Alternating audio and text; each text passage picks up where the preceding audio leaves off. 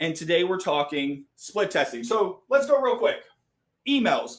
Let's say you're just starting out and you have 100 subscribers or 10. Okay, it doesn't matter if you have 100,000 or what have you. The idea is we're going to find out what's effective by using these numbers. You actually can't see that, can we? Shows a bad marker. All right, let's try this. So we have 100 people in this email list. Yeah, we still can't see that. I get it. It's okay. I'm going to use simple numbers so nobody actually has to see it. So a split test, we could just take this and we could divide up our audience into groups of 25, right? Now, if you have some fancy email marketing software, like I can name a million of them, ActiveCampaign, Constant Contact, MailChimp, it can probably do the split testing for you. So don't worry about splitting. But what I want to share along the way here is we all start somewhere. It doesn't have to be a paid option.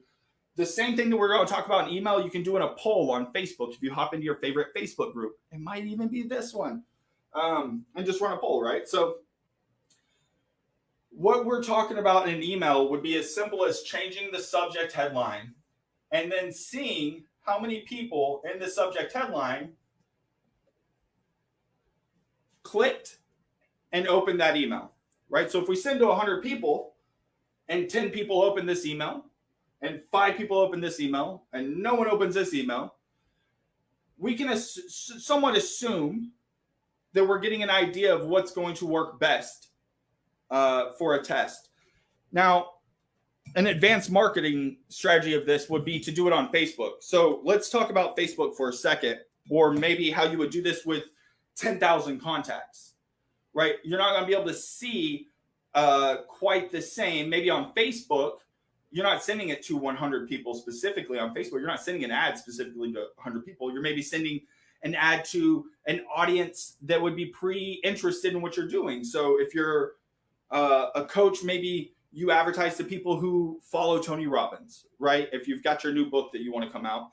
And so that would give you an idea of what people in that industry would think about said subject line. This is something we use a lot in a survey method that was taught by Ryan Levesque. It's called the Ask Method. So we use this type of methodology. In fact, if you're in this group, you'll probably get an email from me today that'll have a subject line. And 75% of the other people who get that email will have a different subject line. So I want to actually test this right here and show you guys. So we'll come back and put those results as we circle back with the calculators and all that stuff.